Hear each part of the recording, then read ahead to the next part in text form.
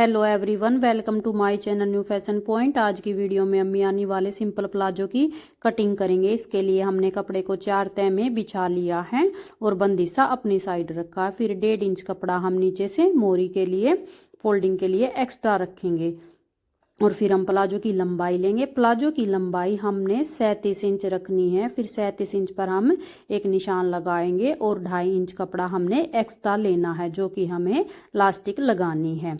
फिर हमने प्लाजो की कमर लेनी है। प्लाजो की कमर हम हिप के अकॉर्डिंग लेंगे। तो हमारा हिप साइज 44 इंच है, उसका 4th पार्ट 11 हो गया। उसमें 2 प्लस करने के बाद 13 इंच हमारे प्लाजो की कमर आ गई।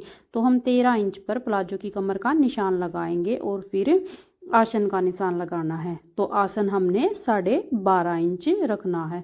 12.5 इंच पर हम आसन का निशान लगाएंगे और क्रोच एरिया के लिए हम 1 इंच चौड़ाई ज़्यादा लेंगे। 1 इंच की चौड़ाई लेके लंबाई में 7 इंच रख के फिर उसको निशान लगा देंगे, क्योंकि 7 इंच की लंबाई की हम मियानी लगाएंगे। मियानी वाले प्लाजो में उठने बैठने में कोई दिक्कत नहीं आती, इसलिए हम प्लाजो में मियानी लगाएंगे। फिर हमने 10 इंच की प्लाजो की मोहरी रखी है और लेग शेप पर से मोहरी और आसन वाले निशान को आपस में मिला लेंगे। फिर इन निशानों के ऊपर से हम कटिंग कर लेंगे। अगर आपको वीडियो पसंद आए तो लाइक करें, शेयर करें और चैनल को सब्सक्राइब करें। ये हमारे प्लाजो की कटिंग हो गई है। इसके बाद हम मियानी की कटिंग करेंगे। मियानी की कटिंग करने के लिए हम 7 इंच लंबाई रखेंगे और मियानी की चौड़ाई हम 5 इंच रखेंगे।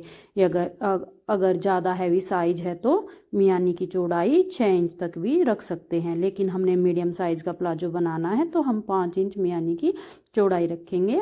और फिर इसके सेंटर में एक निशान लगा लेंगे। दोनों साइड से निशान लगाने के बाद ये हमारे मियानी के निशान लग गए हैं। अब इसकी कटिंग कर लेंगे। मियानी की कटिंग करने के बाद हल्की सी गोलाई की शेप दे देंगे, जिससे कि हमारी आसन की गोलाई अच्छे से आ जाएगी। ये हमने गोलाई।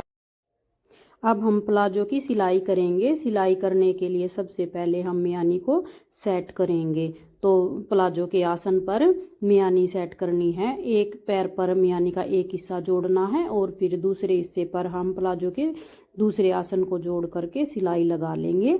दोनों आसनों पर इसी तरह से हमने मियानी को सेट कर लेना है। ये हमारी मियानी सेट हो गई है। अब हम आसन के ऊपर का जो बचा हुआ कपड़ा है उस पर भी सिलाई लगा लेंगे।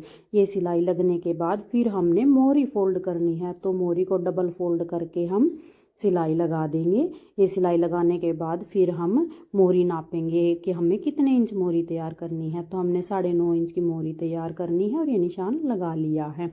फिर हम बीच वाली सिलाई लगा देंगे। बीच वाली सिलाई लगाते समय हमने ध्यान रखना है कि जो मैनी के जोड़ हैं वे आपस में मिलने चाहिए, एक दूसरे से बिल्कुल मिलकर आने चाहिए। तो इसलिए हमने कपड़े को बिल्कुल भी खींचना नहीं है, आराम से ये सिलाई लगानी है। ये सिलाई लगाने के बाद फिर 2.5 इंच के हमने निशान लगाने हैं, जिसमें कि हम लास्टिक डालेंगे। तो हमने ये लास्टिक ले ली है और अब जो 2.5 इंच कपड़ा छोड़ के लास्टिक को रख के फिर कपड़े को फोल्ड करके एक सिलाई लगाएंगे। इस सिलाई में तो हमने लास्टिक को दबाना है, लेकिन जो आगे की सिलाई हम लगाएंगे 2.5 इंच कपड़ा मोड़ के, उसमें हमने ध्यान रखना है कि लास्टिक हमारी दबनी नहीं चाहिए।